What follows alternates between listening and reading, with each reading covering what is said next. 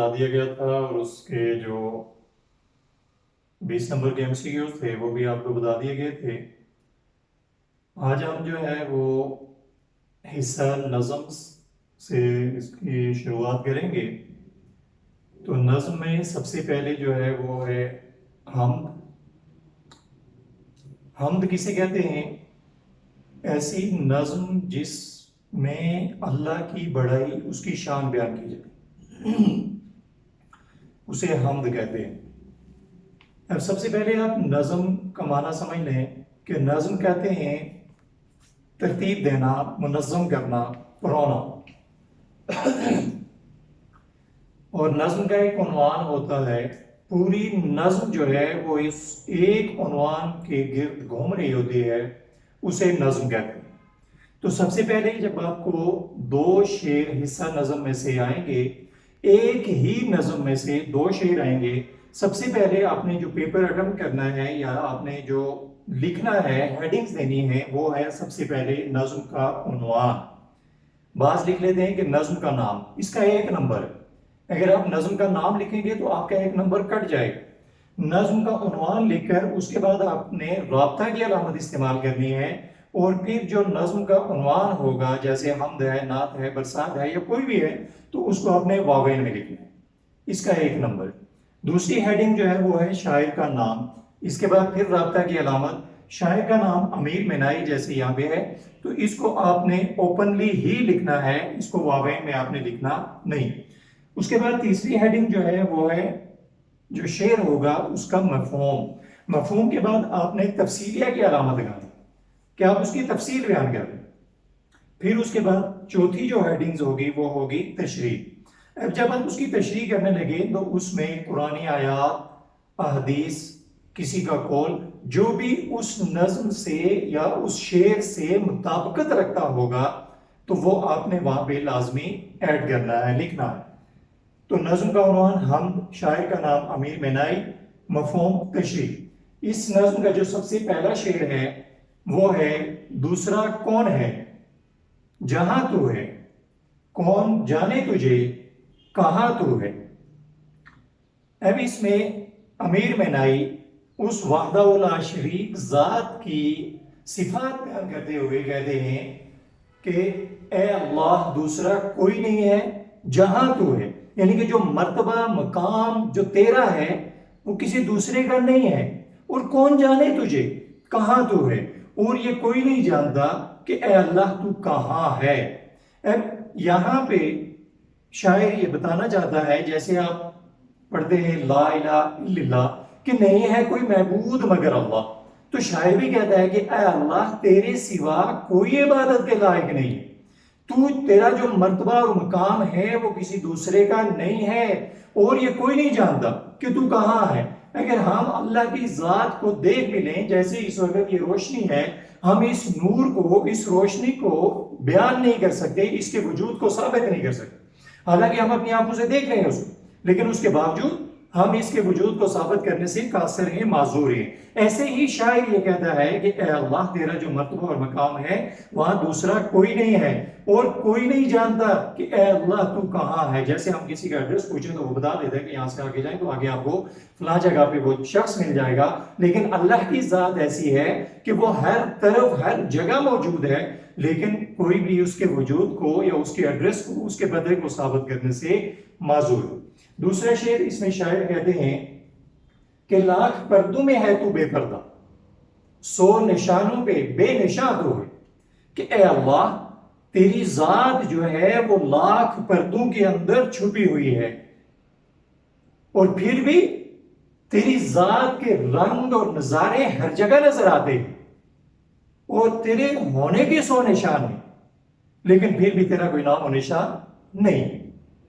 تو شاید جیسے ہم اپنی مادی آنکھوں سے، کیونکہ یہ فانی ہے اور اللہ لا فانی ہے، ہم اس فانی چیز سے اس لا فانی چیز کو نہیں دیکھ سکتے، ہماری آنکھوں کے آگے 100 پردے ہیں، اور پھر بھی جب ہم کائنات میں، دنیا میں موسموں کا تغیر دیکھتے ہیں، دن کا آنا اور جانا دیکھتے ہیں، پھر اسی طرح پھلوں اور پھولوں اور پودوں کی کیفیات کو دیکھتے ہیں، یہ ہوا، پانی اور روشنی، ان ساری چیزوں کو دیکھتے ہیں تو ہمیں پتہ چلتا ہے کہ ان ساری چیزوں کو ایک ترتیب کے ساتھ چلانے والی کوئی ذات ہے، اور وہ کون ہے؟ اللہ۔ حالانکہ وہ لاکھ پردوں میں ہے، ہم اس کو نہیں دیکھ سکتے۔ جب موسیٰ علیہ السلام کو طور پہ گئے، محبت بڑھی اور اللہ سے کہا ربی ارینی انظر الیک، کہ اللہ میں تجھے دیکھنا چاہتا ہوں، کہا قال موسیٰ لن ترانی، اے موسیٰ تو نہیں دیکھ سکتا۔ یہ نہیں کہا کہ میں دکھا نہیں سکتا یا مجھے کوئی دیکھ نہیں سکتا، لیکن یہ کہا کہ موسیٰ تو نہیں دیکھ سکتا۔ تو اسی طرح سے ہم بھی ہم اس کی جستجو میں ہیں، اس کی تلاش میں ہیں، لیکن آج تک کوئی اس کے نام و نشان کو پہنچ نہیں سکا۔ تو شاعر بھی یہ کہتا ہے کہ اللہ تو لاکھ پردوں میں ہے، لیکن پھر بھی کائنات میں تیرے ہی رنگ نظر آتے ہیں، اور تیری ذات کے 100 نشان ہیں کہ ہم اس کائنات میں غور و خوض کرتے ہیں تو ہمیں اللہ کے 100 نشان نظر آتے ہیں، لیکن پھر بھی وہ بے نام و نشان ہے، یعنی کہ وہ ہر عیب سے پاک ہے۔ پھر آگے کہتے ہیں کہ تو ہے خلوت میں، تو ہے جلوت میں، کہیں پنہا کہیں عیا تو ہے۔ خلوت تنہائی، جلوت محفل، کہ اے اللہ تنہائی میں بھی تو ہے اور محفل میں بھی تو ہے، کہیں تو چھپا ہوا ہے، پنہا چھپا ہوا، اور کہیں تو عیا ہے، ظاہر ہے۔ اب حدیث قدسی ہے، اللہ رب حضور نبی کریم صلی اللہ علیہ وسلم نے فرمایا کہ اللہ فرماتے ہیں کہ جب ایک انسان ہوتا ہے تو اس کے ساتھ دوسرا اللہ ہوتا ہے، جب دو ہوتے ہیں تو تیسرا اللہ ہوتا ہے۔ یعنی کہ ہم تنہائی میں کہیں اکیلے میں ہوں تو اللہ کی ذات ہمارے ساتھ ہوتی ہے، اور ہم لاکھوں کے مجمع میں ہوں تو وہاں بھی اللہ کی ذات ہمیں دیکھ رہی ہوتی ہے، ہمارے ساتھ موجود ہوتی ہے، اور کہیں پہ تو چھپا ہوا ہے، اے اللہ تیری ہم نشان ڈھونڈ رہے ہوتے ہیں اور پھر بھی تو بے نشان ہے، کہیں تو چھپا ہوا ہے، اور کہیں تیری وحدانیت کے جلوے جو ہیں وہ بالکل چکا چوند کر دیتے ہیں، نظر آ رہے ہوتے ہیں، لیکن پھر بھی تو چھپا ہوا۔ پھر آگے کہتے ہیں شاعر کے نہیں ہے تیرے سوا یا ہوئے، میزباں تو ہے مہمان تو ہے، نہ تھا کچھ تو خدا تھا، نہ ہوگا کچھ تو خدا ہوگا، ڈبویا مجھ کو ہونے نے، نہ میں ہوتا تو کیا ہوتا۔ تو شاعر بھی یہ کہتا ہے کہ نہیں تیرے سوا یا ہوئے، جب کچھ نہیں تھا تو اللہ کی ذات تھی، اور جب کچھ نہیں ہوگا تو اللہ کی ذات ہوگی، اور میزباں تو ہے مہمان تو ہے، اور اس پوری کائنات کو کھلانے والا خالق، مالک اور رازق بھی وہی ہے، اور مہمان کا روپ لے کر آنے والا بھی تو ہے۔ یعنی کہ ہندو کہتے ہیں نا کہ مہمان جو ہے وہ بھگوان کا روپ ہوتا ہے۔ تو یہاں پہ جب قلندر لاہوری علامہ ڈاکٹر محمد اقبال یہ آیت، یہ چیز دیکھتے ہیں، اس کو سمجھتے ہیں، تو کیا کہتے ہیں؟ آدم کے کسی روپ کی تحقیر مت کرنا، پھرتا ہے زمانے میں خدا بھیس بدل کے۔ اور مرزا غالب وہ کیا کہتے ہیں؟ بنا کے فقیروں کا ہم بیس غالب، تماشا اہل کرم دیکھتے ہیں۔ تو شاعر یہاں پہ یہی کہہ رہا ہے کہ اے اللہ تیرے سوا یہاں کوئی نہیں ہے، اور میزبان کھلانے والا بھی تو ہے، اور مہمان کا روپ لے کر آنے والا بھی تو ہے۔ پھر حدیث قدسی ہے، قیامت کے دن اللہ اپنے ایک بندے سے پوچھے گا کہ میرے بندے میں تیرے پاس آیا تھا، میں بھوکا تھا، میں ننگا تھا، میرے جسم پہ کپڑے نہیں تھے، میں پیاسا تھا، اور تو نے مجھے یہ ساری چیزیں نہیں دی۔ بندہ کہے گا باری تعالیٰ تو ان ساری چیزوں سے بے نیاز ہے۔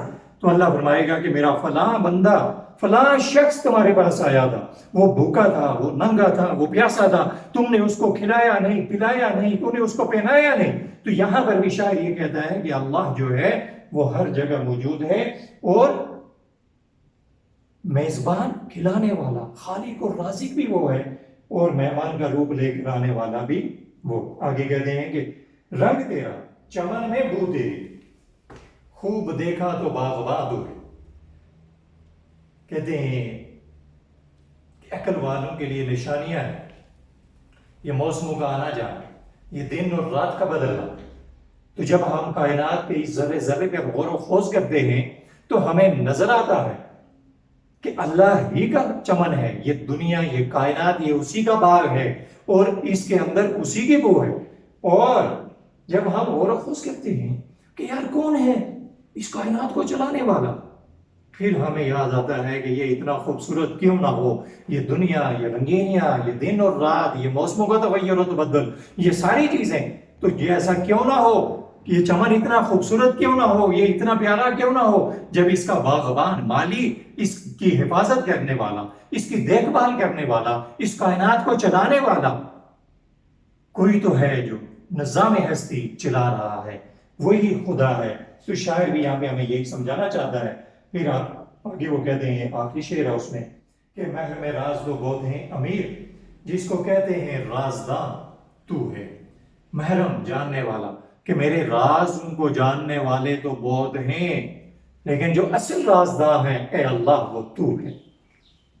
چھوٹی سی مثال دو کہ ہمارے موبائلز کے ان باکس میں جو میسیجز ہوتے ہیں، ہم سوچتے ہیں کہ صرف بھیجنے والے کو یا ریسیو کرنے والے کو پتا ہے، باقی کسی کو پتا نہیں۔ تو ایسا نہیں ہے، اللہ کی ذات علیم بذات الصدور ہے، وہ ہمارے سینوں کے اندر چھپی ہوئی باتوں کو بھی جانتا ہے۔ من یرید اللہ من حبل الورید، وہ شاعر سے بھی زیادہ قریب ہے۔ تو شاعر یہاں پہ اللہ کی اسی صفت کو بیان کر رہا ہے کہ میں اپنے راز ہم دوستوں سے شیئر کرتے ہیں، بتاتے ہیں، لیکن بعض باتیں ایسی ہوتی ہیں کہ جنہیں ہم بتانے سے معذور ہوتے ہیں، قاصر ہوتے ہیں کہ یار میں یہ بتا دوں تو میری ویکنس، میری کمزوری اس کے پاس چلی جائے گی اور یہ کہیں مجھے پریشان نہ کر دے۔ لیکن اللہ کی ایک صفت ہے کہ وہ ستار العیوب ہے، وہ ہماری عیبوں پر پردہ ڈالنے والا ہے۔ اور یہاں پہ شاید اسی صفت کو بیان کرتے ہیں کہ جو اصل رازداں ہے، کہ جو میرے سارے رازوں کو جانتا ہے، ساری باتوں کو جانتا ہے، اور پھر میرے ان رازوں کے اوپر پردہ ڈال کر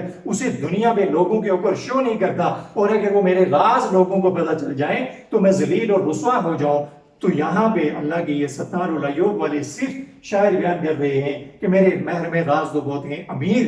امیر یہاں پہ شاعر نے اپنا تخلص استعمال کیا ہے، تو مطلب یہ کیا ہے؟ مقطع ہے۔ اسی طرح جو پہلا شعر تھا اس میں کہتے تھے کہ دوسرا کون ہے جہاں تو ہے، کون جانے تجھے کہاں تو ہے، اس میں جہاں اور کہاں یہ قافیہ ہے، اور تو ہے یہ جو ہے یہ ردیف ہے۔ تو یہ پہلا شعر کیا ہے؟ مطلع۔ مطلع کی پہچان کیا ہوتی ہے کہ جس کے دونوں مصروں میں قافیہ اور ردیف موجود ہوں۔